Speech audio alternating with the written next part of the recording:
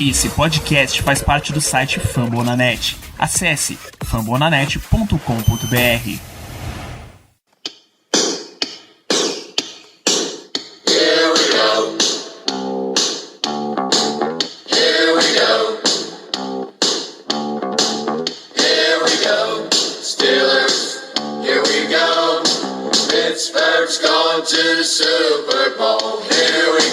Bom dia, boa tarde, boa noite para você, caro amigo ouvinte. Está no ar mais um episódio do Black Yellow Brasil Podcast, o episódio 241 desse podcast sobre o Pittsburgh Steelers aqui no Brasil, em parceria com o site fambonanet.com.br.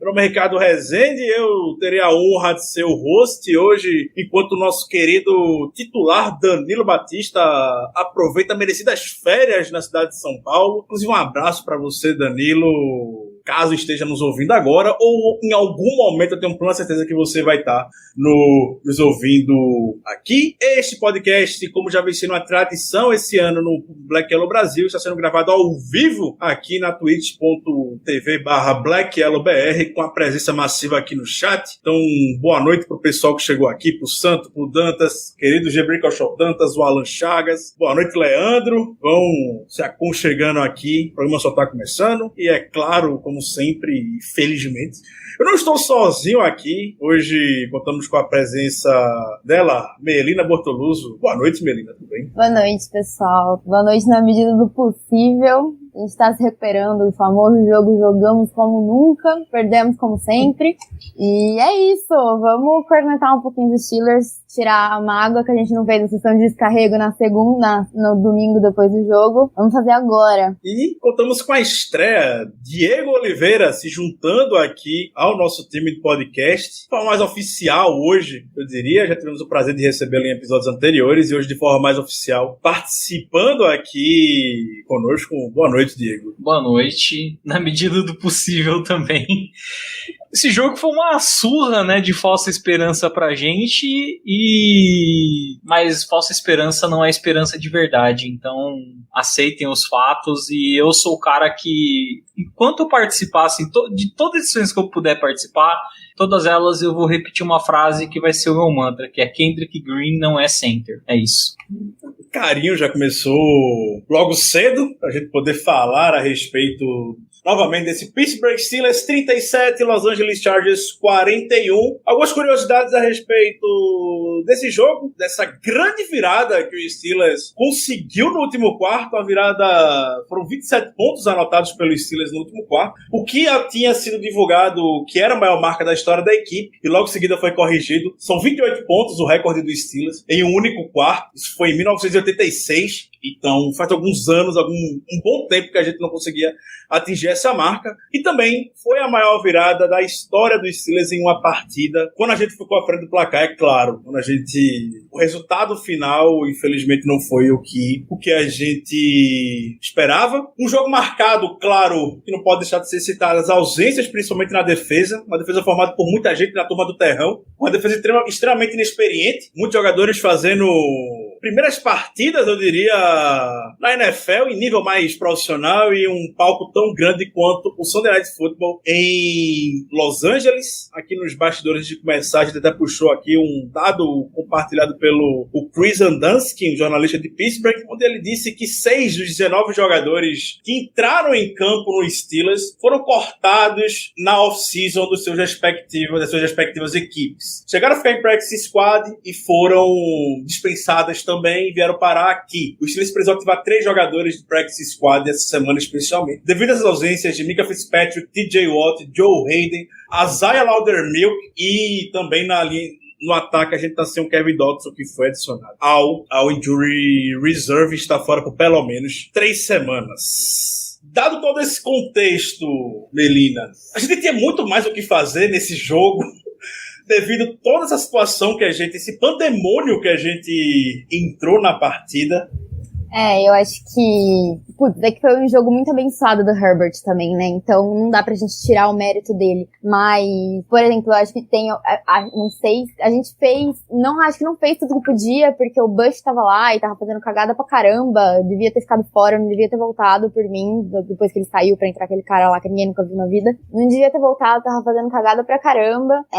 Mas do lado defensivo, assim, eu acho que a gente sentiu muito, né? A gente sentiu muita falta do TJ Watt. Tudo bem que o Herbert estava num jogo muito iluminado dele, ele tava se movimentando muito saindo do pocket, mas eu acho que tinha hora que ele corria, que se o TJ Watt estivesse em campo, ele conseguiria parar ele antes, porque tinha hora que ele corria e o nosso front seven não conseguia chegar nele porque era muito mais lento. O TJ Watt não é um jogador tão lento. Então, acho que a gente conseguiria parar mais corridas se o TJ Watt estivesse em campo. O midfield, eu acho que o Minkah fez muita falta, apesar dele não estar jogando a melhor temporada dele nos Steelers, eu acho que ele fez muita falta. E tem o Joe Hayden também, acho que a gente ficou muito aberto na secundária.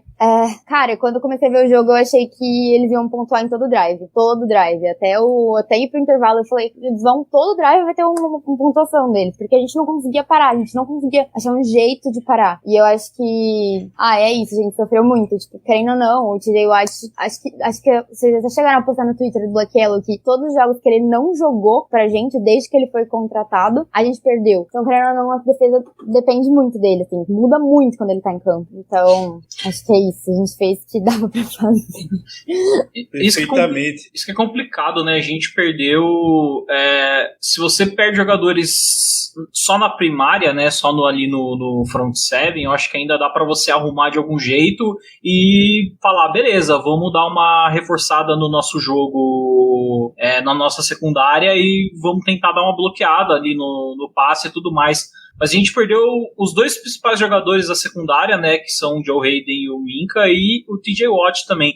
Esse é o tipo de jogo, cara, que eu amaldiçoo o Melvin Ingram por ter assinado o contrato com o Steelers e depois ter pedido pra ir embora, porque é exatamente esse tipo de situação que a gente assinou com o Melvin Ingram, sabe? Não era só pra ele rotacionar, era pra quando alguém tivesse um problema, até às vezes o próprio Highsmith, né, tivesse algum problema de lesão, a gente tivesse outro cara, outro edge rusher de qualidade pra poder ativar nessas jogadas. A gente tava com o Charlton, que, meu Deus do céu, cara, desculpa, mas não é jogador, sabe? Então, assim, complicado, sabe? É uma troca que a gente... É uma contratação que a gente fez e o cara chegou no meio da temporada e falou, não quero jogar aqui. E aí, sempre, né, a filosofia do Mike Tomlin, a gente quer voluntários, não quer reféns, e mandou o cara pra Kansas City. Perfeitamente. Exato. Foi muito bem pontuado. O Melvin Ingram foi contratado para esse tipo de situação. Não sei qual a expectativa ele tinha. Diminuiu bastante o Highsmith, aparentemente. E viu o potencial que o menino tem. O Steelers, obviamente, gosta bastante do Highsmith. Sobre essas campanhas do Chargers, o Alex Kozora do Steelers de Pô, ele compartilhou que é a primeira vez que se tem registro na história do Steelers, entre todos os dados que estão disponíveis pela rede mundial de computadores, pela internet. É a primeira vez na história do Steelers que o time cede 5 pontuações nas 5 primeiras campanhas do jogo. O primeiro punt do Chargers foi apenas no quarto quarto. No início do quarto quarto foi o primeiro punt do Los Angeles Chargers, e não foram campanhas que necessariamente começaram próximo do campo do Steelers, foram campanhas que tinham touchback ou o special team conseguia cobrir, deixava o time deixava o Chargers lá na posição tradicional, podemos dizer, dentro da linha de 25 jardas do próprio campo, e caminhavam o campo todo com muita facilidade. Teve aquela campanha de 98 jardas que a gente cedeu no início da partida, foi o touchdown, quando a gente não conseguiu converter a quarta para o gol lá na linha de 2 jardas. Foi a campanha mais longa que na era Mike Tomlin foi cedida para touchdown, 98 jardas. É importante destacar esse ponto que a Melina trouxe sobre como a gente não conseguiu, de fato, conter o Justin Herbert correndo com a bola. O Justin Herbert teve 93 jardas terrestres na partida em apenas 9 tentativas, sendo que nenhuma delas foi efetivamente uma corrida, uma tentativa de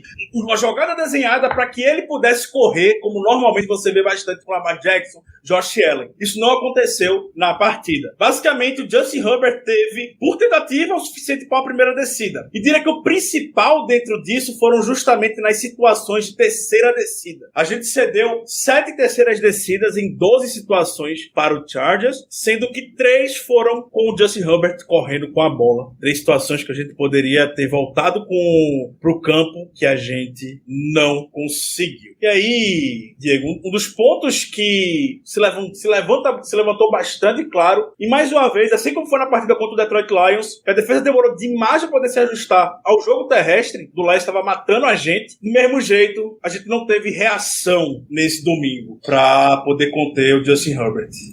O que acontece é o seguinte, você não tem pressão suficiente dentro pra pressionar ele no pocket, tipo, penetrar a linha ofensiva dos caras e ir pra cima do Justin Herbert, e você não tem nenhum jogador com velocidade de sideline para identificar que ele vai correr com a bola e eventualmente fazer um tackle para ele não converter essa terceira descida, sabe? Então, ficou devendo bastante. E aí eu falo que isso cai um pouco em cima do Devin Bush também, porque um dos traits, né, que o Devin Bush tinha quando a gente draftou ele, que falavam muito, era essa velocidade que ele tem, né, de um lado ao outro do campo. E eu sinto que depois da lesão ele perdeu isso, e ele tem acho que é uma coisa que precisa muito para linebacker, que é você identificar quem está carregando a bola, sabe? Para você escolher o bloqueio certo, ou até você não bloquear certa pessoa e ir para cima de quem está carregando a bola. Eu sinto que nesse quesito, cara, o Devin Bush está muito, muito, muito mal. Ele está escolhendo uns bloqueios terríveis. Uma coisa que tá me deixando revoltado com ele eu aceito o Steelers ser linebacker ruim, sem técnica, mas ele é um jogador que tá jogando sem vontade, cara, e isso é uma coisa assim, falando de defesa do Steelers, tudo bem, cara, Henry Mondeau, sei lá, aquele camisa número 8 que eu nunca vi na minha vida, Carl Joseph, beleza, mas assim, pelo menos os caras estavam jogando com vontade, a técnica faltava, mas o Devin Bush é um jogador que era pra ele ser técnico e também ter vontade jogando, e parece assim, pô, ele vai dar o tackle em alguém, ele dá um abraço carinhoso ali e deixa o cara correr, sabe? De fato, Diego. E aí, nosso querido Germano Coutinho entrou, como falei, ele iria entrar durante o programa. Germano, já começa a sessão de descarrego, por gentileza. Estamos focados na defesa, por enquanto. Já jogamos para o ataque. Então, fique à vontade para trazer seus pontos a respeito dessa atuação defensiva que o Steelers teve no domingo. Bom, primeiramente, boa noite a todos. Peço desculpas aí pela demora, mas as coisas acabaram... As coisas da vida, né? Acabei me esquecendo completamente do horário. Eu só não cheguei mais atrasado que o Trey Norwood do Mike Williams no último jogo. Tirando isso, realmente foi complicado. Mas enfim, rapaz, a defesa, meu Deus do céu. Meu Deus do céu, essa defesa nesse jogo contra o Chargers é uma coisa péssima. Até comentei na hora nos grupos que eu não lembro, e continuo não lembrando, de uma atuação tão ruim da defesa em um jogo assim que dava pra ganhar, um jogo próximo. A gente já teve vários blowouts que a defesa jogou muito mal. Eu lembro assim de cabeça, nitidamente, daquele jogo contra o Philadelphia Eagles que nos rendeu aquele bordão do Manteigudo, filho da p. Então, aquilo ali eu acho que foi até pior. Mas em um jogo assim próximo, que dava pra gente ter chegado, dava pra gente ter virado, como quase aconteceu, realmente eu não lembro da defesa ter atuado tão mal, porque, excetuando-se aqueles dois últimos drives, ou melhor, o antepenúltimo e o penúltimo drive da defesa, que realmente eles conseguiram um train out rápido e depois conseguiram a interceptação, ela foi muito mal. Pô, aquele drive do Chargers de 98 jardas foi o maior exemplo disso. É inadmissível você permitir como defesa um drive de 98 jardas. É inadmissível, ainda mais cedendo o TD. Então, realmente essa defesa, pelo amor de Deus, excetuando-se, claro, esses dois momentos do jogo que eu citei, o da interceptação e ali do train out, ela foi péssima mesmo. Eu vi que o Diego comentou sobre o Devin Bush e me veio à cabeça quando ele estava falando sobre os tackles perdidos dele, que ele estava dando um abraço no jogador adversário, me lembrou aqueles ursinhos carinhosos. Eu acho que o Devin Bush foi um verdadeiro ursinho carinhoso nesse último jogo. Dando muito aquele no coração, na barriga, sabe? Muito amor. Você perguntou a respeito de algum último jogo que a gente teve problemas, podemos dizer que a gente deu tantos pontos como esse. O Dantas também perguntou aqui em algum momento. O último jogo que a gente obviamente deu mais pontos do que esse foi contra o Patriots em 2013, que a gente deu 55 pontos. Foi 55-33. Primeira vez na história, naquele dia que o Steelers deu mais de 600 jardas. Em um único jogo foram 610 jardas do Patriots. E a gente desde então não cedia tantas jardas e nem tantos pontos na partida. Foi uma sequência de 130 jogos sem ceder pelo menos 41 pontos. pontos. A gente também encerrou nossa sequência de... Eram 40 jogos, sem ceder 30 ou mais pontos. Era a maior sequência ativa na NFL. E ela caiu por terra. Eu, sinceramente, estava esperando diante de tantos desfalques que a gente teve nesse dia. E aí, esse jogo contra o Patriots, Germano, a gente chegou a ficar em um momento no placar, porque o jogo ficou 27-24 no último quarto, mas o Patriots anotou 28 pontos no último quarto nesse jogo. Então, eu acho que o jogo contra o Patriots não devia nem contar, porque a paternidade é muito forte, né? Então, não devia nem contar, porque a gente já sabia que vinha bronca. Deve ter sido aquela marcação boa no Gronk, né? Aquela clássica marcação no Gronk. Foi esse jogo, quem marcou o Gronk, se não me engano, foi o Shamarco Thomas. Foi o Shamarco Thomas? Não sei, agora tô na dúvida. Não acho que... Na verdade, ninguém marcou o Gronk, né? Porque ninguém... Exato. É um bom ponto. É um excelente ponto, por sinal.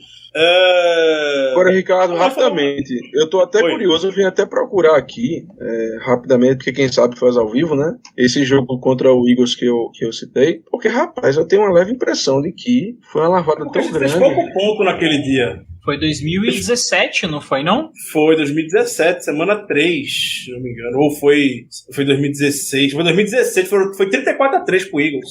É verdade, jogou com o Cowboys ano passado, é 2016, tá certo. 2016.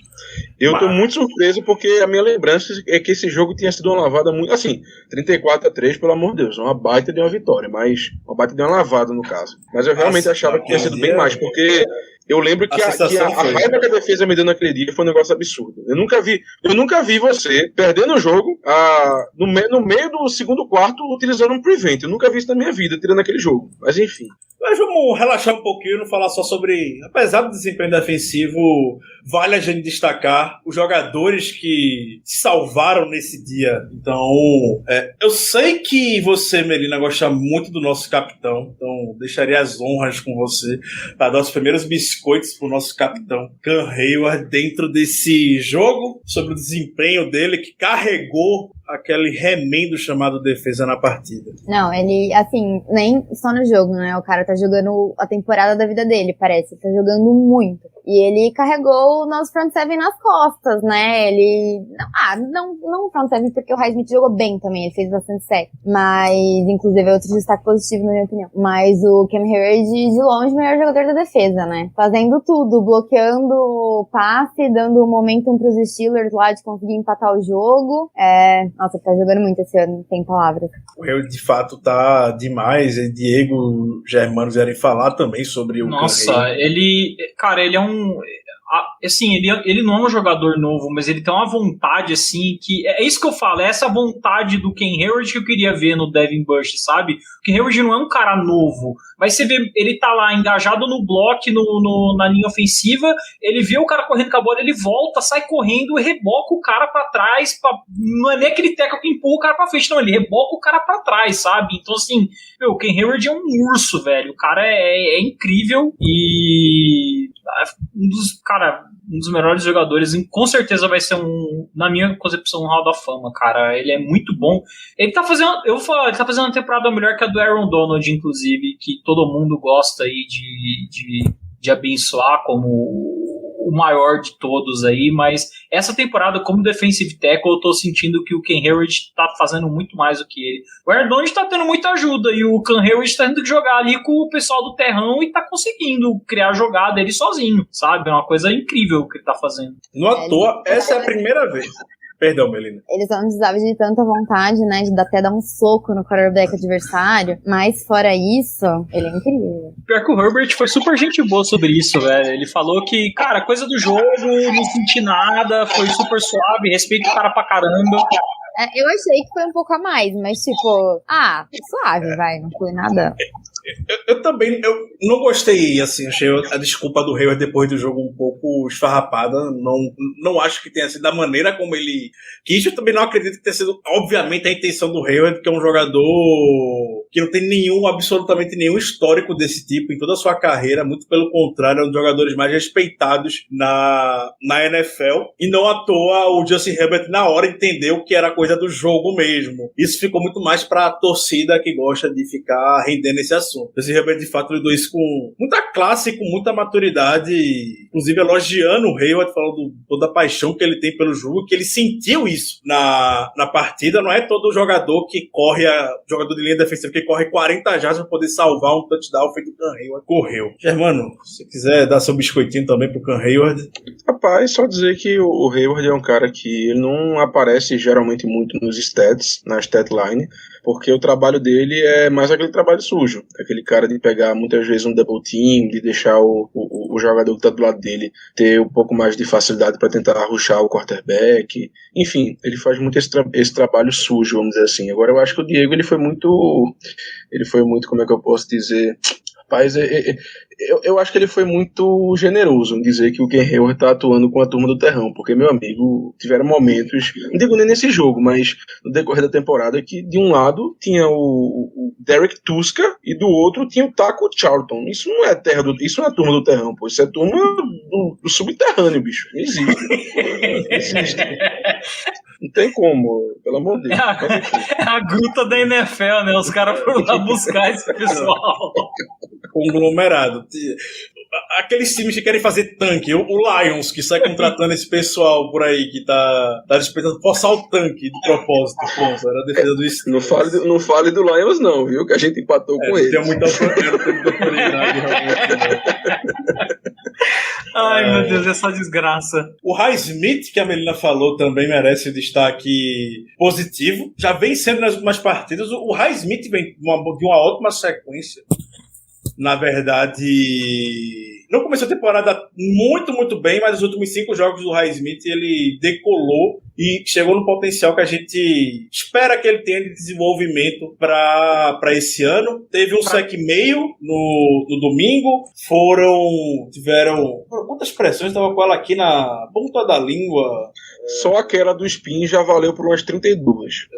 Eu tava com ela aqui na ponta da língua. Cadê? Alex, tô com o Pro Football Reference aberto e no Ctrl F aqui para poder achar o Highsmith mais fácil. Não tem número de pressões, são QB hits.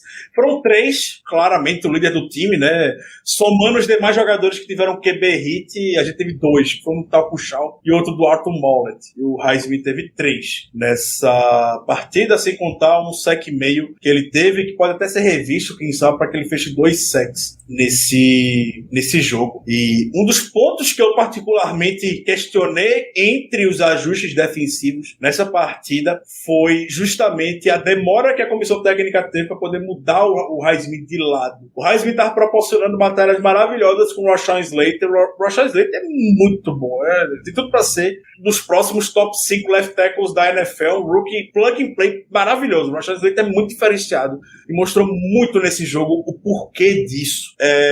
E o Highsmith não estava conseguindo ter sucesso contra ele. E uma vez que a gente começou a movimentar o Highsmith, botando ele pelo meio, botou ele no lado oposto, ele começou a aparecer. O problema é que isso demorou bastante para acontecer, mas é uma questão de ajuste da comissão técnica que a gente comentou aqui hoje na defesa, poderia ter sido feito um pouco mais cedo. Ele já tinha que estar alinhado no outro lado, porque o tackle, né, o tackle lado esquerdo do Chargers, o titular estava machucado, então eles estavam jogando com reserva, e foi até pontuado pelo pessoal da transmissão no começo do jogo, que era onde ali talvez tinha um buraco, né, para a defesa dos Steelers explorar, só que a gente estava dando o matchup que eles queriam exatamente, né, o Rashawn Slater contra o Highsmith, que era o nosso melhor apressador de passe ali pela beirada. Kit Butler, se ele tivesse trocado, cara, pra mim, acho que, sei lá, uns 10 snaps depois, cara, troca só pra ver o que vai dar, sabe? E a gente viu que demorou muito tempo pra isso acontecer. Mas o Highsmith, só pra botar um ponto sobre ele é uma escolha de terceira rodada e ele tá tendo, assim, vocês lembram os primeiros anos do Bud Dupree, cara? Foram anos tenebrosos dele, e o Highsmith tá tendo, assim, pra uma escolha de terceira rodada, que a gente sabe que é complicado achar pass rusher na liga nessas rodadas mais pra frente, no segundo dia principalmente. Ele tá tendo uma carreira muito boa, eu acho que ele é um cara que tem tudo aí pra terceiro, quarto ano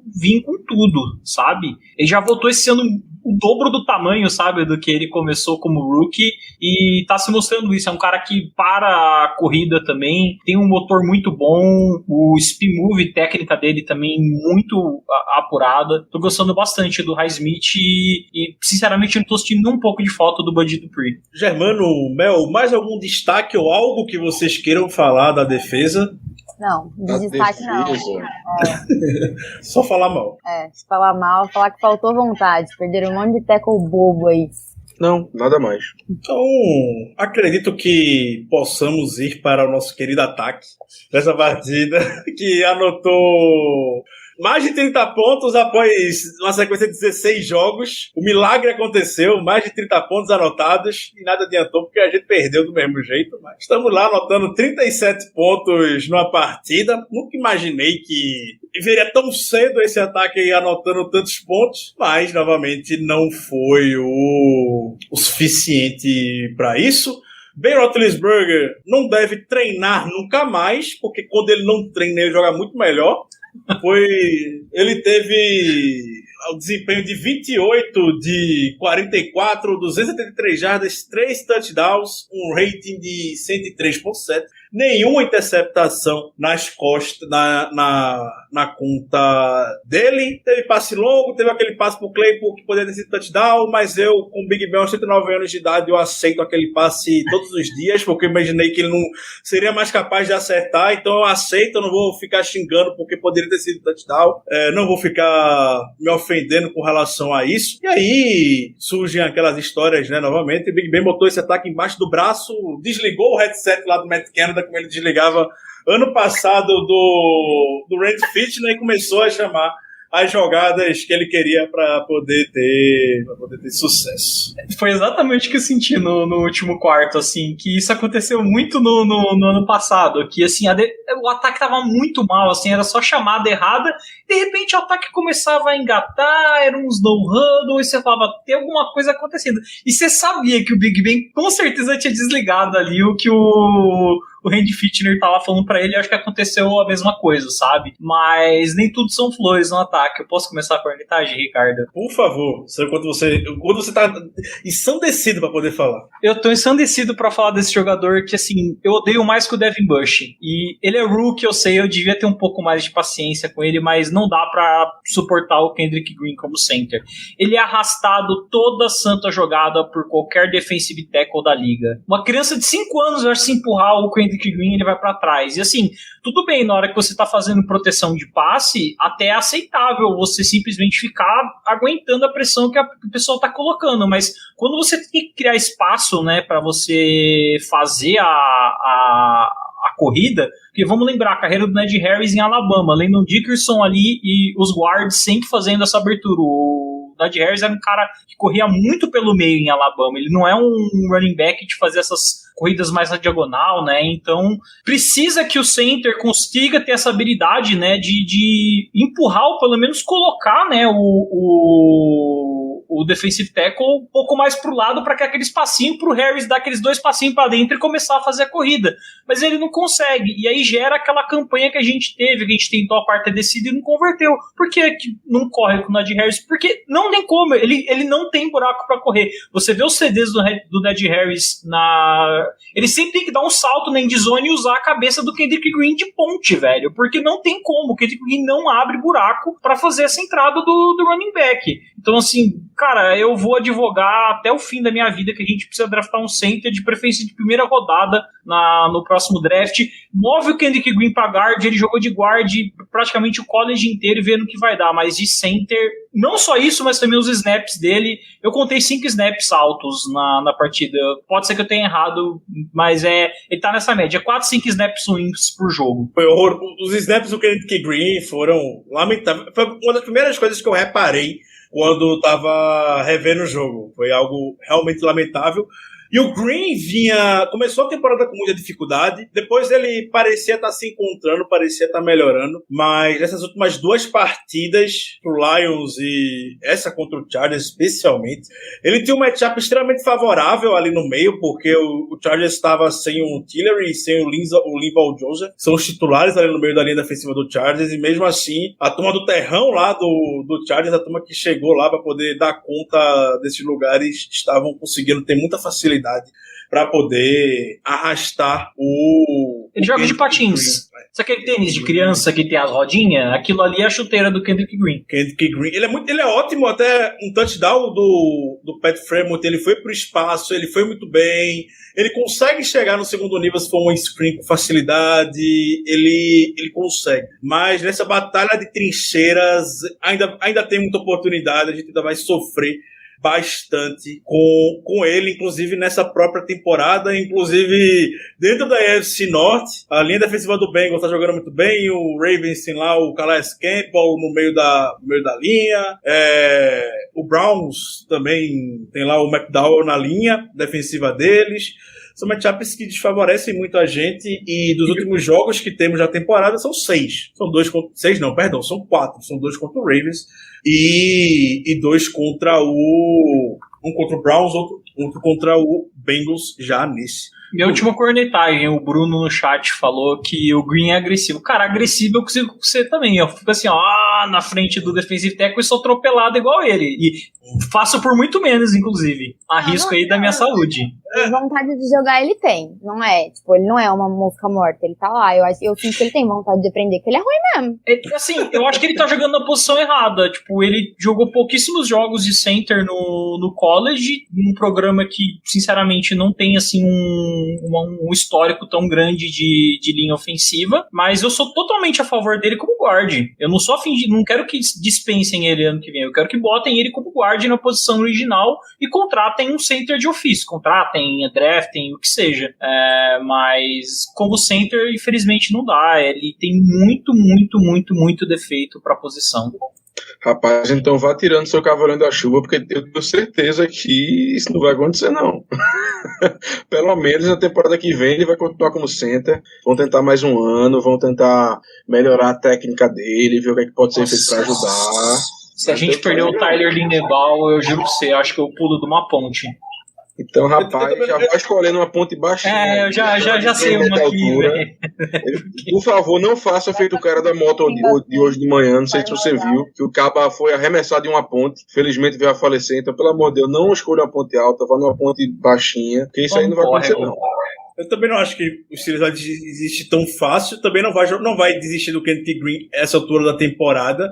Foi uma aposta muito alta que eles fizeram. De fato, o jogador não tinha muita experiência jogando de center. Gostaram desse perfil, muito mais, podemos dizer, desse estilo, e é de fato esse estilo agressivo. Até após o draft, todas as brincadeiras que muito se fazia, que o Pro Football Focus fez, inclusive, sobre ele, é que ele era possivelmente um jogador de linha ofensiva mais durão, mais brabo da classe passada. Ele mostra isso até em alguns momentos do jogo, mas é que ele simplesmente ele não tem o tamanho que se espera para poder... É isso, ele não tem o tamanho. Encarar, ele cai com facilidade, ele toda hora realmente, infelizmente, tá no chão, e isso acredito muito. Eu acho que ele tem uma confiança lá em cima na temporada, por todo o investimento que o Steelers fez, por toda a moral que o Steelers deu para ele. Deu a camisa 53, deixou nem o 53 e esfriado o Pounce, e já chegaram e deram para ele do nada. Botaram ele de center, mesmo com pouca experiência, deram uma moral muito grande, ele chegou cheio de confiança lá em cima, e aí tá passando a temporada e... Eu acho que ele vai ser um bom guard. Eu acho que ele vai ser um bom guard se a gente transitar ele, sabe? Tipo, segundo, terceiro ano, quando ele conseguir até ficar mais encorpado, né? Ganhar um pouco de massa muscular, eu acho que isso pode ajudar, mas como center, eu acho que ele fica devendo demais, assim. E esse ano, tipo, eu sinto que tem uns 2, 3 nomes bem interessantes pra center no draft, tanto se você quiser pegar no começo ou até pegar mais tarde, sabe? Que a gente poderia tá pensando. E não é desmerecer o cara, porque, tipo, se você jogar ele pra posição dele de origem, é o que acontece. O Hassenhauer também é center, né? E tava jogando improvisado de guard, então... Center. Eu sei disso. Assim como o Kendrick também. Eu prefiro o Green. Não, pelo amor de Deus, aí não. Aí eu vou ter que discordar. Não existe você comparar o Kendrick Green com o Hassenauer. O Green, pelo menos, ele pode estar indo mal, pode estar tendo problemas, mas você sabe que ele merece estar em campo, assim, que ele tem, no mínimo, um potencial de ser um jogador de linha ofensiva na NFL. O Hassenauer, sendo muito sincero, eu não entendo o que ele faz ainda na NFL hoje em dia. Não entendo de verdade. É que ele é de Alabama e deve ter alguma coisa. Eu acredito que é a principal razão, porque até estava mostrando, o Hassenauer, ele era meio que o jogador que atuava em todas as posições da linha ofensiva de Alabama, mas como titular mesmo, foram pouquíssimos jogos, foram coisa de 4, 5 jogos só na carreira dele em Alabama. Ao contrário do Kendrick Green, isso aí foi uma percepção que eu não tive no ao vivo, que eu, quando estava vendo o replay do jogo, eu reparei, isso ficou bem claro para mim. Outro rookie da linha ofensiva, Big Dan Moore, jogou muito melhor do que eu pensava que ele tinha jogado. Você falou o quê, Ricardo? Big Dan. Eita. O seu menino. Invocamos o seu menino aqui, Germano. Eu fiquei animado, rapaz. Fiquei animado aqui, mas você... Temos um novo Big Dan, graças a Deus, ainda bem. O Demo teve um jogo bom, teve um bom jogo. Tanto bloqueando contra o passe, também, e principalmente bloqueando o jogo corrida. Aquele lado esquerdo, quando tava o Demore e o Kevin Dotson, era o caminho do sucesso do Steelers. Sem o Kevin Dotson, a gente viu a dificuldade que foi ali com o Hassenauer no lugar dele, que não tem nem um pouco do atleticismo que o Kevin Dotson tem. Mas o Demore, mesmo assim, conseguiu se destacar bastante bloqueando pro jogo terrestre. E também, quando teve bons matchups, ele conseguiu sair bem, defendendo contra o passe, ao contrário das semanas anteriores que ele teve dificuldade. Ele só vacilou em um lance que aí eu acredito que as pessoas saíram com a percepção que ele não fez um bom jogo, que ele vacilou na terceira descida e era o Joey Bosa ali contra ele, não tinha o que fazer. O Joey Bosa jogou muito do lado do Shooks, e aí nessa terceira descida o Brandon Staley jogou ele lá pro lado do Demore, o Joey Bosa chegou em cima do Big Ben, forçou lá um passe incompleto e a gente só foi pro field goal, uma campanha que a gente poderia ter caminhado muito mais, queimado muito mais relógio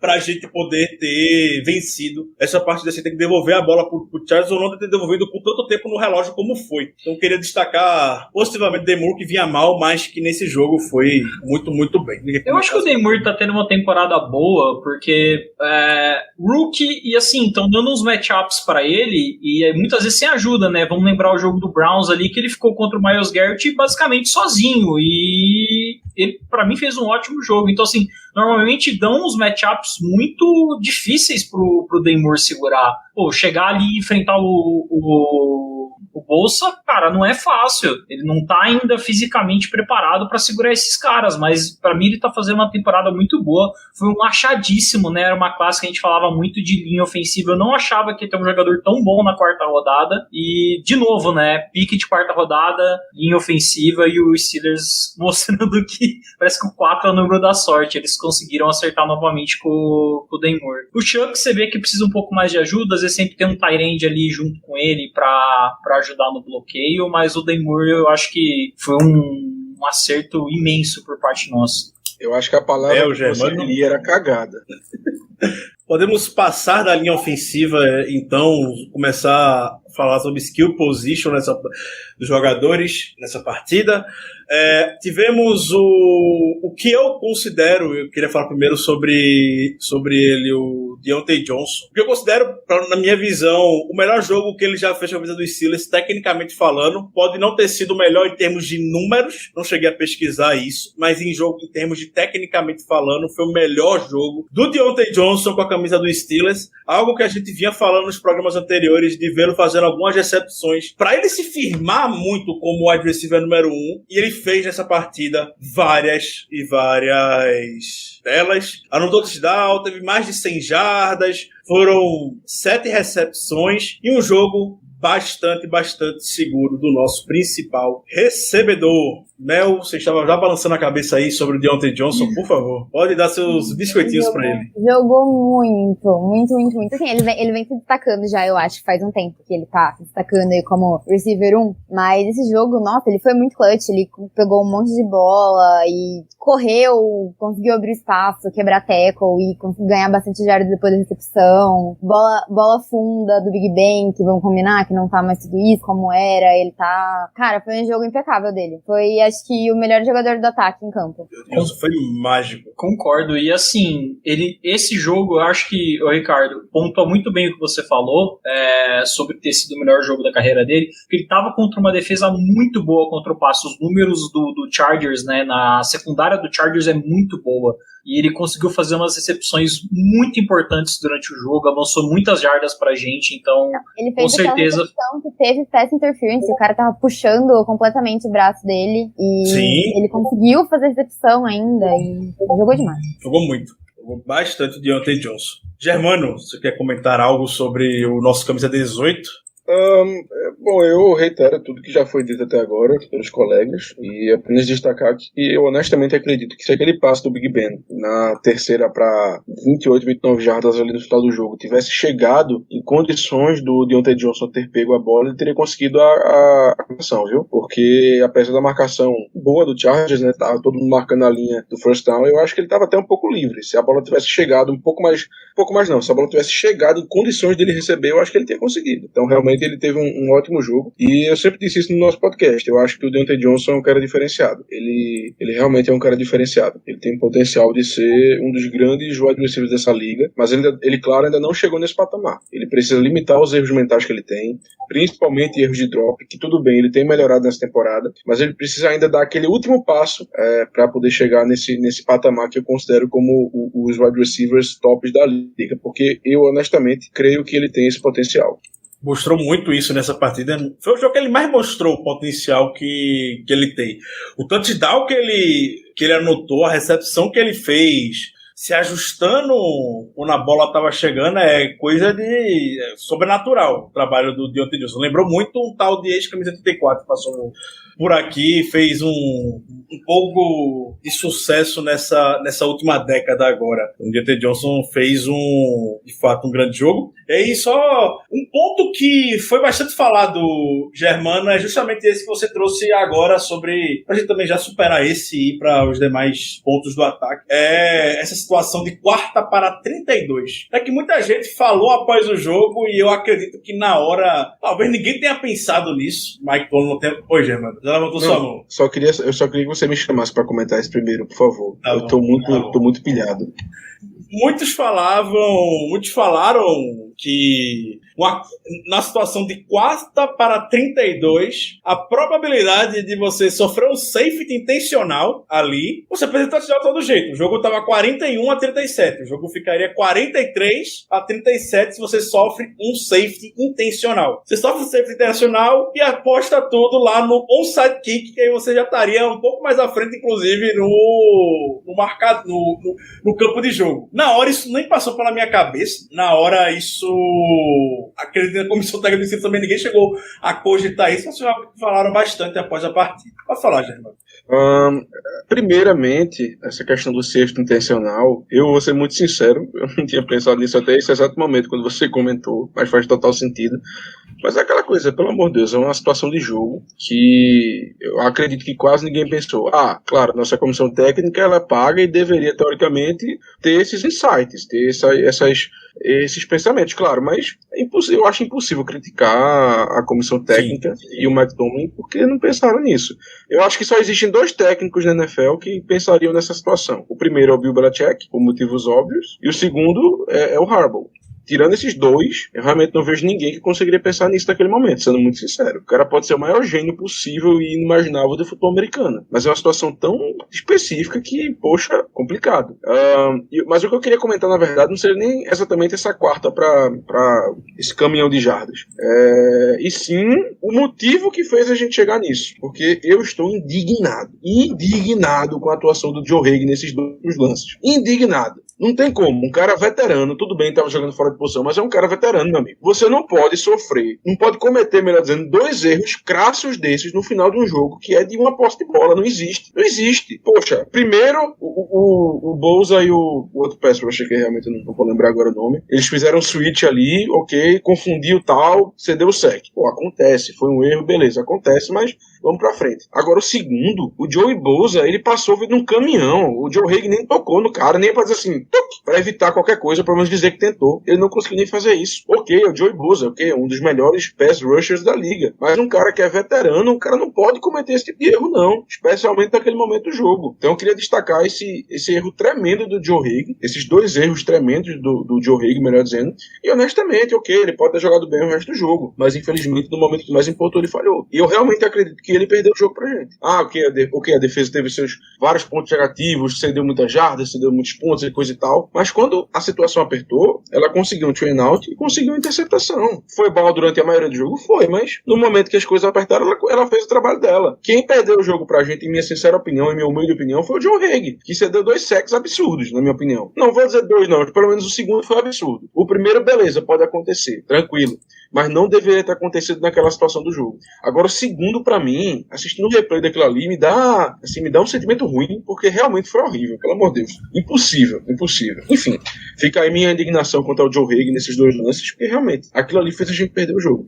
Eu mandei mais uma gasolina aqui, Germano, pra vocês ficarem mais irritados aqui no grupo, no WhatsApp, se você quiser ver depois. Pra não ficar com fofoca guardada aqui, só a situação, o Joe Hague está caminhando para ter o número de snaps necessários para que a gente deixe de receber uma escolha compensatória no draft, no próximo draft. Seria uma escolha compensatória correspondente justamente à ao Matt Filer. A gente pode perder uma escolha compensatória contra o Joe Hague. Essas compensatórias, inclusive, acho que dá para falar, né? Também tem um risco da gente da nossa, que era para ser uma de terceira, virar uma de quarta por causa dos snaps do Bud Dupree no Titans. Eu li isso hoje, eu fiquei deprimido, que eu falei, cara, nossa, já tava imaginando assim, pô, terceira dá pra ali ser, não sei, pô, pegar um jogador de às vezes até um running back, né, pra dar uma ampliada ali um pouco mais, pra deixar o Najee Harris, que eu tô preocupado com o Najee Harris, honestamente, assim. Ele tá botando o corpo dele muito na linha. Acho que foi quando rolou, né, ele tá precedente de concussão. Ele tá atingindo muito a cabeça do Green, né, na hora de pular. Ele vai quebrar umas costelas daqui a pouco, pulando no capacete do Green. Mas o complicado é que, pô, o workload dele tá muito alto, assim, e eu fico preocupado ele ter uma lesão muito preocupante que faça ele perder a velocidade que ele tem, a força que ele tem, sabe? Então, a gente precisa... Até falaram no chat, né, o Philip Lindsay foi dispensado do Broncos. Olhando o nosso comitê de running backs, eu não acho que é um nome ruim, não, viu? Já que a gente falou sobre Najee Harris, Mel, quer comentar algo sobre o nosso Rookie Maravilha, que conseguiu agora 1.000 jardas de scrimmage nos 10 primeiros jogos da sua carreira com os Steelers, a primeira vez na franquia que isso acontece. Ele já passou o Franco Harris? Ainda não. Mas acredito que ele vai passar sim. Cara, eu acho que o Najee Harris é tudo que eu pedi. Ele é incrível. E, assim, eu acho que é o que a gente tava falando mais cedo, que o Kendrick Green não consegue abrir espaço pra ele correr pelo meio, a gente tenta fazer isso, tipo, 50% das chamadas das chamadas de jogo corrido a gente tenta fazer e não consegue. Mas o Najee, ele é muito calmo, ele é uma pessoa, ele é forte, ele consegue, por exemplo, principalmente no caso do touchdown dele, quando precisa uma quarta pra 1 jarda, ele consegue fazer uma mágica lá e conseguir a jarda ou fazer o touchdown, que era o que a gente não tinha desde que o Le'Veon Bell saiu. Então, o Najee, pra mim, assim, é tudo que eu tava implorando pra ter. E, então, eu também me preocupo um pouco com ele, não agora, porque agora ele é novo, ele tá no auge dele, no pique total, mas não é sustentável ficar assim por muito tempo, porque ele querendo ou não, ele é a alma do nosso ataque, né? Então, ele faz tudo, ele corre, ele recebe, ele bloqueia. Então, acho que precisa, assim, pensar no futuro e ter uma rotação melhor de running back. Porque, né, querendo ou não, o nosso outro running back é Snell Jr. Mas... Snell e Balage, cara, aí eu falo, qualquer coisa, Philip Lindsay perto desses caras aí é Prime, velho. Grande Ben Snell e... Nossa senhora. E a gente vai precisar, né, porque a gente perde o Snell a gente não vai manter o contrato do Snell, isso é muito óbvio, a gente vai precisar do running back, espero que... Eu também sei não, viu? Não. Apaixonado pelo Ben Snell. Ben Snell é o jogador do Mike Tomlin, o cara do Special Team. Ricardo, compartilha aí na tela, por favor, aquela foto do Mike Tomlin. Agora mesmo. Mas falando sério, eu não duvidaria do Snell continuar, não, viu? Porque realmente ele é o Germano, você tá querendo muita ponte pra eu procurar, velho. Por favor. Não, o Snell não, cara. Veja só, o McFarland já tá sendo basicamente nativo todo o jogo. É exatamente essa. Essa foto é maravilhosa. A assinatura do Mike Tomlin, uma beleza. Quarta para 1, estou perdendo o jogo por 2 posses. Vamos dar o punch. É por aí. E aí o Bug Jr., né, o McFarland Jr. já tá inativo aí, já não joga. Entrou o Snell. Pô, essa situação fica ainda mais claro pra mim que ele tá galgando um segundo contrato aí, pelo mínimo, mas tá, viu? Tá, é o ativo de special team que o Mike Tomlin gosta muito de ter, e o Ben Snell é aquele cara maluco das ideias que se Mike Tomlin mandar ele fazer besteira, ele vai lá em campo e faz algum tipo de besteira. Não tem a menor dúvida que o Ben Snell... Se não pedir, ele faz também.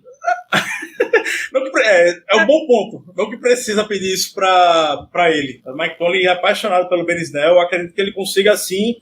Novamente, esse ativo no Special Teams que o Ben Snell tem é muito diferenciado lá. E a gente sabe que no Steelers isso mantém jogador no elenco. A gente falou sobre Special Teams. Acredito que a gente não pode deixar de citar o grande momento do Special Teams, algo que o Mike Tomlin pediu bastante nas últimas semanas. Até antes do jogo, botei lá nas minhas Bold Predictions que a gente teria uma grande jogada do Special Teams, que Mike Tomlin ou tinha ou morria. Mike Tomlin estava nesse nível de pedir jogadas Special Teams, e a gente foi lá e conseguiu lá mais um punt bloqueado pelo Miles Killebrew, que botou a gente de vez no jogo. Esse mano é muito bom no Special Teams, cara, na moral. Ótimo. Ele é diferenciado. Espero que o Steelers mantenha ele. O Dennis Smith ganhou uma fábrica de chiclete depois desse lance. A fama lá do chicleteiro Dennis Smith a gente conseguiu...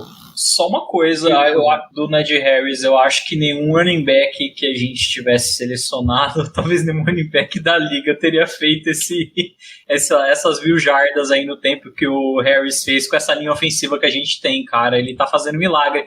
Essas conversões de 4ª-1, ele parece, sabe, gato quando se esgueira em portão, assim, você fala, mano, como é que o gato coube ali? Ele entra assim, ele passa no meio ali do espacinho mínimo que a linha ofensiva cria e ele se joga e consegue fazer a conversão pra gente. É realmente especial. Cara, ele e o Freiermuth, assim, foram dois home runs, assim, que o Colbert fez nesse draft, que não tem como você criticar, não tem como você falar, não, podia ser fulano. Não podia. Tinha que ser esses dois caras. Eu queria o center que foi pro Chiefs, mas tudo bem, eu amo muito. Eu mesmo fiquei extremamente surpreso com a escolha do Freiermuth, mas hoje eu tô adorando, né? Pelo amor de Deus. Ele é sensacional. Se alguém quiser me mandar, vem de DM que eu mando o endereço.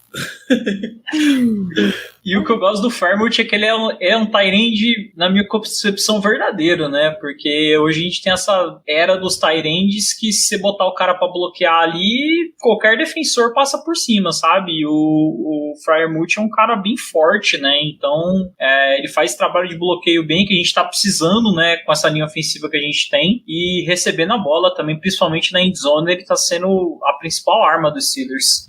Por segura. Só aquela chamada no nosso segundo drive, né? No comecinho do jogo. Aquela 4ª pro gol. Foi uma chamada completamente aleatória. Ali... Primeiro que você botar uma fade ali, esquece qualquer coisa. Botou uma fade para o Chase Claypool na terceira descida e não deu certo. Muita gente criticou, incrivelmente, a decisão de ter arriscado. Tem que arriscar mesmo ali. Sabendo a situação que o time tava, você tem que pegar o touchdown. Falo mais. Se tivesse feito uma chamada direita, a gente tinha ganhado o jogo. Exatamente. Eu também acho que a chamada foi certa. Eu concordo. Eu acho que foi certa também. Só não deu certo, mas a chamada... O Mike Tomlin olhou pra defesa e falou, mano, não tem jeito, velho. Olha como que os caras pontuaram rápido. Tem que fazer alguma coisa. Ele viu o braço do ursinho carinhoso do Devin Bush ali. Ele falou, cara, eu vou ter que arriscar a 4ª descida aqui, senão não vai ter jeito. Essa jogada, inclusive, a da 4ª descida pro Freiermuth, já deu certo diversas vezes com, por exemplo, o Juju. Já deu muito certo. A questão é que, infelizmente, dessa vez a defesa tá esperando. As últimas também foi meio óbvio, eu achei, Germano. Faz tempo que a gente não tem um sucesso assim nessa jogada. Se você já vê o Tyrande ali, ou qualquer jogador do Steelers ali, naquela ponta que o Pat Freiermuth tava, já sabe que é aquilo, basicamente. Pô. Mas a gente ia fazer o quê? Ia correr com o Najee Harris, tudo bem que o Najee Harris é muito bom, mas a gente sabe que a nossa linha ofensiva não estava abrindo os maiores espaços do mundo. E ainda era uma quarta para 4, uma coisa assim, não era tão próximo. Ia mandar o quê? Ia mandar o quê? Outro passe na lua pro Claypool, que o passe anterior foi na lua, né? O Big Ben meteu um passe na lua pra ele. Assim, quando a gente correu com o Najee Harris no segundo tempo, a gente entrou. Por que não correu agora também? Porque era uma quarta descida pra 4. Eu acho que era pra 4, era uma distância maior. Eu acho que em todas as descidas a gente correu com ele, acho que nenhuma vez não, quando era situação de gol já. Foi só os 2 passes pro Claypool, não foi? Os 2 outs? Sim, não teve corrida não. Mas a questão não é nem pelo menos 1 ou 2 vezes tinha que ter tentado. Não, aí eu concordo. Mas eu tô falando especificamente contra aquela última chamada mesmo da quarta descida. Nas anteriores eu concordo totalmente. A gente devia ter tentado correr com a bola 1 ou até mesmo 2 vezes, porque o Najee Harris é bom o suficiente para conseguir. Agora, naquela quarta descida, eu acho que se a gente tivesse ido pra corrida e não tivesse conseguido, a gente estaria aqui criticando. Pô, quarta pra 4, quarta pro gol, mas 4 jardas de diferença. A gente vai correr com a bola? Pô, era melhor ter tentado um passe rápido, não sei o que e tal. Não tava na linha de 2 jardas não, Germano, porque a campanha do Chargers foi de 98 jardas. Não, é a linha de 2, mas é porque, mesmo assim... Aí, a gente fez o touchdown. Uma coisa que a gente tem que fazer na linha ofensiva, a gente teve a formação, quando entrou com o Najee Harris no segundo tempo, com o Zach Banner bloqueando esse. Foi o único snap do Zach Banner bloqueando extra, e também, se não me engano, o Derek Watt também estava naquele lance. Então, eu acredito que é algo que a gente deva fazer com mais frequência. Hoje não é tão frequente quando a gente viu quando o Zach Banner fez muito sucesso e ganhou vaga, ressurgiu na NFL basicamente. A gente não está mais fazendo ou aproveitando isso. Então, eu acredito que a gente deveria ter corrido ali do mesmo jeito. Pelo menos em compensação, essa campanha, claro, ficou muito marcada, mas todas as campanhas seguintes do Steelers que chegaram na Red Zone, a gente tá no touchdown. Só essa que doeu. Uma coisa que me incomoda bastante do Matt Canada é que a gente ouviu muito assim nos reportes do training camp, né, que o Derek Watt estava sendo usado, até em situações de passe o pessoal estava falando, e na situação mais óbvia que é para você usar o Derek Watt, que é na corrida, a gente não tá fazendo a utilização dele. Ele é um jogador de special team estupidamente caro na minha concepção, e que a gente não usa ele para fazer o jogo corrido. Eu lembro pelo menos que com o Ed Feature, né, a gente usava muito o Roosevelt Nix, né, quando ele não estava machucado, para ajudar o James Conner a correr, e funcionava.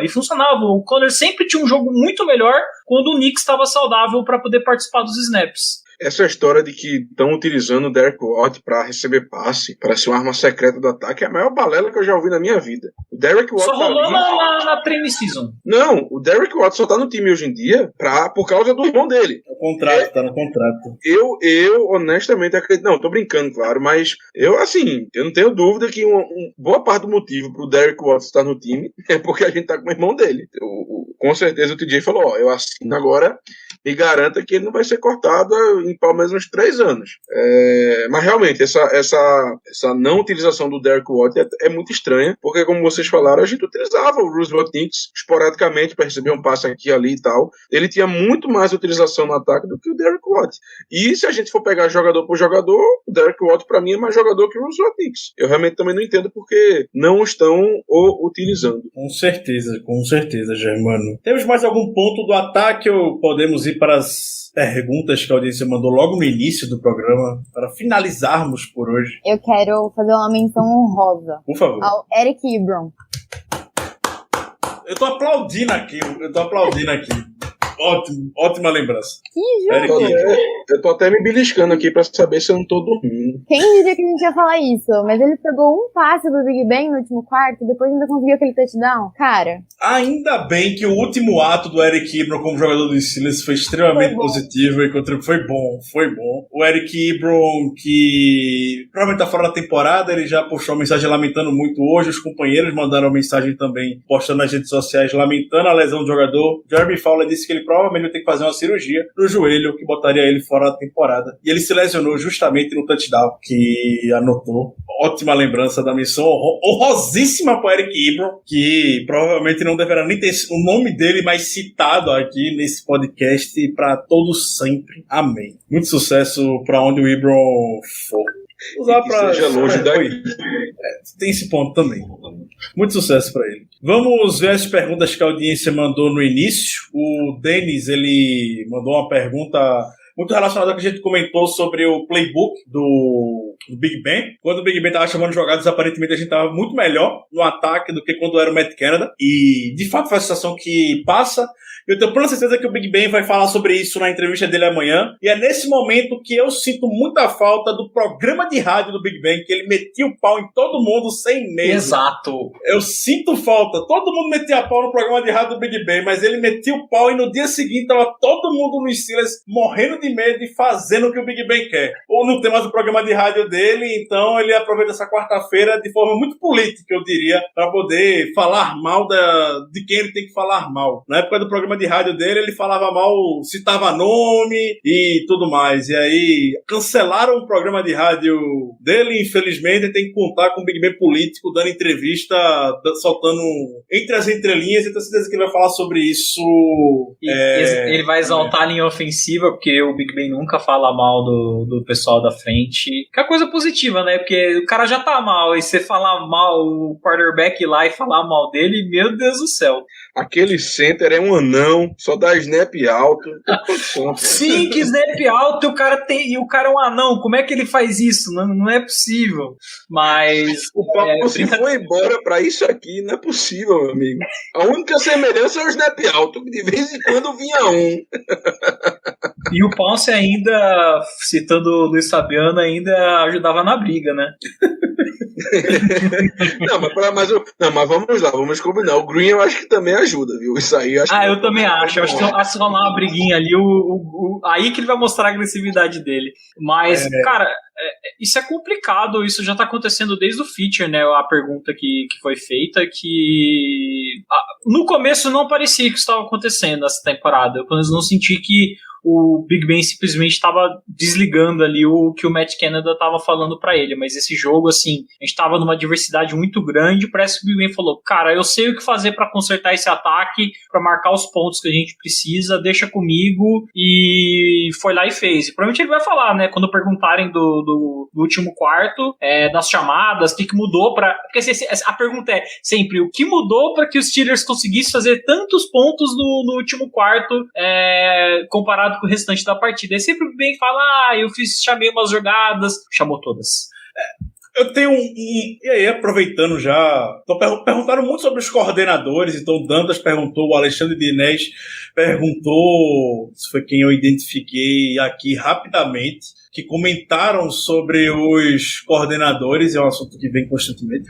E a gente está falando sobre o Matt Canada, eu tenho muitas dúvidas sobre como funciona esse relacionamento entre Big Ben e Matt Canada, principalmente porque Matt Canada, apesar de ser um nome bastante experiente, é a primeira vez que ele está atuando como coordenador na NFL. Toda a experiência dele era de college football e tinha um turnover, podemos dizer, para usar uma expressão corporativa, uma expressão empresarial. Ele pulava de canto em canto de forma extremamente constante. Isso tem uma razão, porque dizem que ele é um pé no saco, ele é muito chato. E o Matt Canada, por ter jogado sempre com jogadores jovens, é claro que ele tem total autonomia para poder fazer o que quiser. Um quarterback de college football não ouvia a instrução que o seu coordenador ofensivo está mandando. E do nada ele está lá tendo contato com nada mais nada menos do que Big Ben Roethlisberger para poder chamar a jogada. O Big Ben gosta de fazer essas alterações.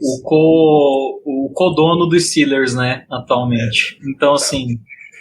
Tanto que o Matt Canada até falou, né, eu lembro no começo da temporada, uma entrevista dele, ele falou, eu vou fazer o que o Ben quiser fazer, porque ele já sabia que a hierarquia era assim que funcionava. Mas, sobre a pergunta, eu acho que todo mundo concorda que é um reflexo de quanto o Steelers, na verdade, deixa de gastar com comissão técnica, né. A gente tem um head coach muito bem pago, mas a gente não investe tanto assim nas posições de coordenador ofensivo e defensivo. A gente não vê essas... transações que nem... Beleza, o Cowboys trouxe o Dan Quinn, por exemplo, que estava sendo head coach, né, no Falcons, bem foi demitido, mas veio para ser coordenador defensivo lá em Dallas. Então, a gente não vê esse tipo de movimentação dentro dos Steelers, é muito mais promoção, assim, é o próximo cara que tá ali na fila, é o assistente do cara que deu errado, que provavelmente vai ser o cara que vai dar certo, que eu não concordo muito. Mel, Germano, quiserem falar sobre nossos coordenadores? Respondendo ao Dantas, eu acho que é um exagero nosso, ou melhor, assim, vou reformular. Eu acho que é um exagero dizer que os nossos coordenadores são medíocres. Não acho que são. Eles possuem seus erros. A gente está vendo principalmente essa temporada os erros do Matt Canada na chamada de jogada. A gente também vê o Keith Butler errando em algumas questões. Mas eu não diria que eles são medíocres, não. Eu realmente não diria isso, até porque medíocre eu acho que é o Jason Garrett, que acabou de ser demitido, por exemplo. Não acho que o Matt Canada esteja no nível Jason Garrett, que eu vi um lance no Twitter do jogo do Giants, onde basicamente 3 jogadores correram para o mesmo canto do campo, ficaram os 3 juntinhos, basicamente abraçados. Só faltou o Devin Bush ali no meio para fazer a festa. E, enfim, aí o Daniel Jones não conseguiu completar o passe. Enfim, ali eu acho que é mediocridade. Ali é só até palma. Não acho que o Matt Canada e o Keith Butler estejam nesse patamar, longe disso, inclusive, mas também não são os melhores coordenadores do mundo. E até é difícil você ter grandes coordenadores durante muito tempo, porque eles acabam, com sucesso, eles acabam indo para os outros times. Quer dizer, contanto que seu nome não seja o Eric Bieniemy, né, que é o coordenador ofensivo do Kansas City. Tirando ele, todos os outros vão para outros times e aí viram head coach e aí a pessoa vê se vão ter sucesso ou não. E uma coisa assim, o Canada eu acho que é muito cedo ainda pra gente traçar, né, se é um cara bom ou não. O perfil dele, pelo menos no college, que eu me lembre, é bem diferente do que o ataque dos Steelers roda. Ele gostava muito de jogar com quarterback móvel, é uma coisa que a gente não tem, né, na nossa rotação. E sobre o Butler, eu gosto do Butler, cara. Pô, assim, o recorde de sacks que a gente conseguiu acumular, sabe? Tem trabalho dele também em desenvolver esses jogadores de defesa, desde o Ken Hayward, TJ Watt. Acho que o Ken Hayward ainda chegou a passar, né, pelo Dick LeBeau, né? Sim. Mas vários jogadores que estiveram aí nos Steelers, o próprio Mike Hilton também, pô, eu acho ele um coordenador defensivo bom. Tudo bem, ele tem os erros dele? Tem, mas eu acho que grande parte dos coordenadores da liga tem também seus erros, então é difícil jogar. O Dennis Smith também eu acho que esse ano principalmente está tendo algumas coisas positivas, melhorou a unidade dele. É só o Matt Canada que a gente tem aí essa preocupação, porque desde quem veio antes do Fitchner, me passou branco agora, desde o Todd Haley, que eu acho que a gente não tem aí um coordenador ofensivo consistente. Big Ben, se quiser, né, quando aposentar, eu aceitaria ele de coordenador ofensivo com muita graciosidade. Mel, você tem algum ponto sobre nossos coordenadores? Não, acho que eu concordo com o que o Germano falou, não é medíocre. Eu acho, inclusive, que a gente tem, como os Steelers têm uma tradição muito grande no coaching staff, assim, de não mudar muito, eu acho que é até difícil. Por exemplo, agora chega o Matt Canada, ele não vai chegar e mudar tudo que o Fitchner fez em, sei lá, quantos anos o Fitchner ficou. Assim, eu acho que ele tá tentando colocar algumas coisas ou outras, claro que ele vai errar, ele nunca foi coordenador ofensivo de NFL na vida, mas eu achei que, sei lá, esse último jogo foi o pior dele, mas eu não tava achando tão ruim. Ele tá tentando dar uma inovada, tá tentando colocar esqueci o nome de jogada, meu Deus, esqueci o nome, play action, e os Steelers é sempre o último da liga em número de play action, ele tá tentando fazer. Então, assim, é cedo pra falar, não dá pra falar que ele vai ter futuro ou que não vai, mas também não dá pra falar que ele é medíocre. Acho que ele vai errar e, claro que todo mundo vai errar uma hora. E agora no começo ele vai errar mais. A gente tem a sorte que a gente tem um Big Ben aí pra corrigir. Vamos ver como vai ser ano que vem. O meu único ponto a respeito dos coordenadores, obviamente, em falar com muita raiva em alguns momentos para poder criticá-los, eu não acho também que eles sejam medíocres. Principalmente o Keith Butler. Eu acho que o Keith Butler é muitas vezes criticado injustamente. Eu também gosto do Keith Butler. Eu também critico o Butler algumas vezes. Tem há muito tempo. Exato. Não dá pra falar que o cara é ruim. Só a gente vê, a gente não tava cedendo mais que 30 pontos há 40 jogos. A segunda sequência maior da NFL era do Saints, que acabou domingo também, e eram 10 jogos. E o Saints não cedia mais de mais de 30 pontos. A outra vez que ele cedeu mais de 30 pontos foi contra o Patriots na semana 1 de 2019, que ele cedeu 33 naquele jogo, por sinal. E desde então a gente não cedeu mais. Então, sim, tem. False start, everyone but the center. Exatamente esse momento clássico, instant classic moment. O meu único problema é situações de jogo. E com as situações de jogo? Se o time chegar com um plano de jogo para poder que consiga conter o adversário desde o início, a gente mantém ele claro e a gente consegue seguir ele muito à risca, a gente consegue ter sucesso. Vice Josh Allen na semana 1, que a gente conseguiu segurar muito bem.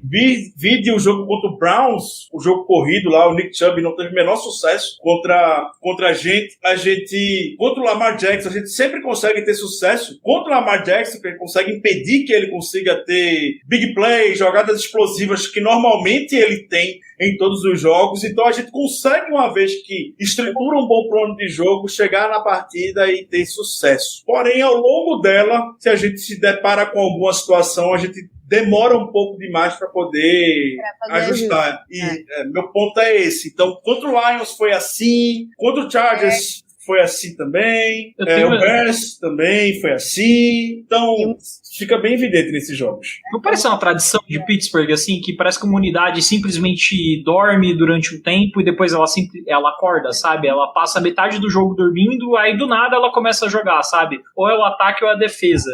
Essas últimas temporadas eu sempre tenho essa impressão. Em todo jogo acontece isso, sabe? Tipo, parece que demora muito pra ter esse ajuste, só que, por sorte, a gente consegue ajustar a ponto de ganhar jogos e ter temporadas positivas. Tem isso, assim, desde o ano passado eu percebi isso. E outra coisa que eu acho, assim, que é uma crítica minha, talvez vocês não concordem, mas que eu... Tá chiando? Agora baixou.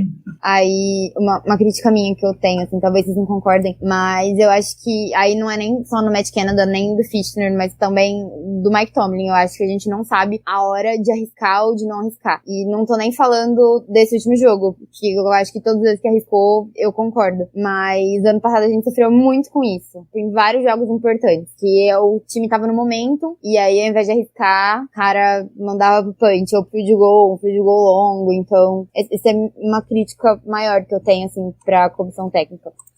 O Mike Tomlin era muito conhecido justamente por arriscar bastante, e isso acabou ficando um pouco perdido nos últimos anos. Quando mudou a regra lá do field goal, do extra point, na verdade, o Mike Tomlin era o que mais arriscava 2 pontos. Era todo jogo 2 pontos.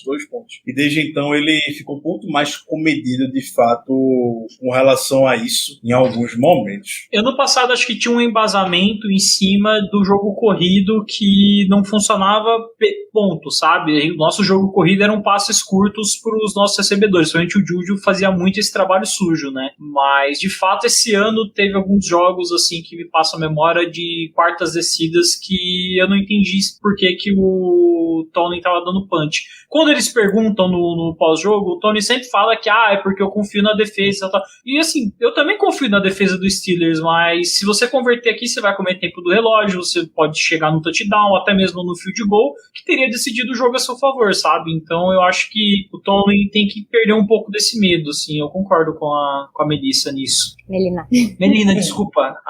É que é Mel, eu achei que era Melissa. Percebi. Começou agora, não se preocupe. Inclusive, se você encontrar fotos da Mel aí pela internet, saiba que ela tem vários clones, tá? Só pra você saber logo. Confirma antes de saber se sou eu ou não.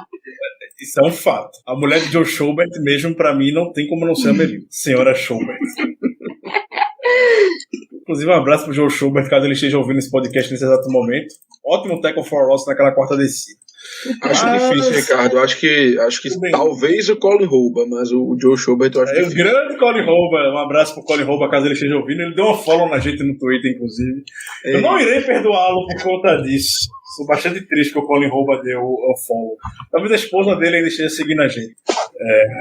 Mas vamos lá, gente. Vamos para as nossas considerações finais aqui de hoje. Chegamos já quase 1h30 de programa. Então, Mel, você, por favor, suas considerações finais a respeito deste grande episódio e muito obrigado pela presença hoje. Obrigada. Considerações finais. Fiquei até surpresa ontem não, no domingo eu fui dormir, a hora que o jogo tava, 27-10, 27, não sei se chegou a isso, mas enfim, a gente tava perdendo por umas 2 posses de bola, eu fui dormir, porque eu achei que ia ser uma lavada e eu tinha que pegar a estrada pra vir pra São Paulo no outro dia, de manhã, e aí a hora que eu acordei, eu falei, caraca, a gente fez 37 pontos no jogo, então eu fiquei bem surpresa, tudo bem que hoje eu fui assistir o condensado e brochei de novo, mas... Eu fiquei bem surpresa. Eu não. Assim, eu tendo a ser um pouco otimista, mas do lado da defesa foi ruim. A gente teve alguns destaques, mas foi bem ruim. Mas eu não quero tirar o mérito do Justin Herbert também, que teve o jogo da vida dele até agora na NFL, que jogou muito. Ele conseguiu quebrar as blitz, sair da pressão e fazer passe rápido, que era meio que indefensável, assim. Foi completamente. Muito do jogo foi muito mérito dele. Não quero tirar isso também, mas a gente percebeu como que Minka e como que TJ Watt fazem falta na nossa defesa. Como que a gente perde segurança na secundária e como que o nosso front seven não tem a mesma eficiência. Mas, fora isso, acho que faltou um pouco de vontade de algum. A gente perdeu muito tackle, principalmente em corrida, muito tackle que a gente dava sem vontade. Isso eu achei um ponto bem negativo do jogo. Fora isso, nosso ataque, eu fiquei bem feliz. Eu sei que já falaram aí que a defesa dos Chargers não é muito boa, mas eu acho que a gente tem que se agarrar às poucas boas notícias que a gente tem. E foi o melhor jogo do Big Ben na temporada até agora. Ele tá há 5 jogos sem ser interceptado já. E acho que a gente tá melhorando. Se a gente comparar um ataque de ontem com o ataque dos 3, 4 primeiros jogos da temporada, a gente evoluiu bastante. Mesmo com todos os nossos ainda problemas de linha ofensiva e etc. Mas o Claypool tava super seguro ontem. O Johnson fez o jogo da vida dele. E o Big Ben também mostrou que tá, pelo menos, com uma visão de jogo melhor do que ele tava no começo da temporada. Então eu acho que é pra gente ficar um pouquinho otimista com relação a esse ataque. É isso. Não foi ruim, mas não foi bom também. Jogamos como nunca, perdemos como sempre. Obrigada. Amo essa expressão, jogamos como nunca e perdemos como sempre. Acho que se encaixa bastante dentro desse jogo. Diego, nosso estreante hoje. Bom, primeiramente, obrigado pela oportunidade. Acho que sobre o jogo, ver os Steelers colocando 24 pontos no último quarto me deixou bastante contente. Não sei de quem é o mérito na hora de chamar as jogadas, mas mostrou que o nosso ataque consegue produzir um pouco mais e em muitos jogos é isso que tá precisando pra gente conseguir vencer, entendeu? E pra próxima semana tá todo mundo basicamente da defesa já voltando, né? Então cria-se mais um pouco de esperança de que a gente consiga ganhar jogos, talvez não precisar ganhar de maneira tão apertada como estava sendo, né? Diferença de 3 pontos normalmente, ali um field goal que o Boswell encaixava. Então de um lado eu fiquei bastante feliz e do outro fiquei muito triste, porque era um jogo que pra mim era completamente ganhável, mesmo com uma situação tão adversa, né, que a defesa tava. Mas bora que semana que vem tem mais, e eu acho que dá pra entrar de cabeça erguida, sabe, do que foi esse jogo do Chargers. Muito obrigado. Germano Coutinho. Vamos embora. Bom, primeiro dizer que também adorei a expressão que a Belina utilizou, mas não a que você destacou, e sim de que nem foi ruim, nem foi bom. Acho que define bom, acho que define bem, melhor dizendo, esse jogo, porque a gente viu que no começo, enfim, a defesa não estava rendendo, as coisas não estavam indo do jeito que a gente queria, mas no final do jogo o time acabou demonstrando bastante raça, conseguiu virar, levou a outra virada no final, mas enfim, eu acho que foi uma bela exibição do ataque, principalmente. A defesa teve seus pontos positivos naqueles 2 drives que eu comentei mais cedo. Então, eu realmente concordo ao dizer que o jogo nem foi ruim nem foi bom. Infelizmente perdemos, mas pelo menos demonstramos bastante raça de ir atrás do resultado. E minhas considerações finais vão para o fato de que, graças aos céus, teremos reforços para o próximo jogo. Graças a Deus, o Tomlin disse que uma penca de jogadores provavelmente estarão disponíveis para o próximo jogo, dentre os quais o nosso queridíssimo TJ fucking Watt. Graças a Deus. Graças a Deus mesmo. Meus destaques finais para a gente poder finalizar este programa de hoje é só aquele lembrete que toda semana ele basicamente vem sendo renovado. A gente tá com um time recheado de rookies, isso é muito claro, e rookies que estão entrando como titulares. Então toda semana é uma informação que eu acredito que vale a ser compartilhada. Este foi o 6º jogo na temporada que o Steelers teve 4 ou mais rookies como titulares no seu time. Nos últimos 30 anos, isso só aconteceu 5 vezes. Nas temporadas já aconteceu em mais da metade dos jogos, basicamente, porque você compara com os últimos 30 anos. Então, estaremos, infelizmente, sujeitos a situações que vivemos bastante nas últimas semanas. Foi o Trey Norwood, infelizmente, errando no touchdown lá do Mike Williams. Se fosse o Minka Fitzpatrick, como comentamos ao longo do programa, seria diferente, provavelmente.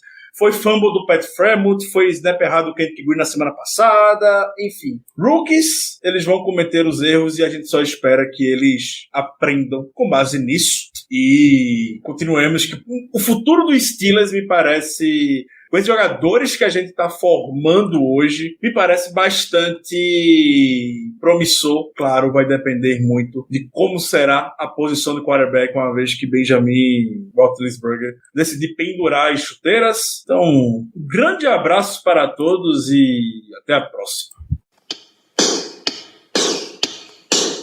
Here we go. Here we go.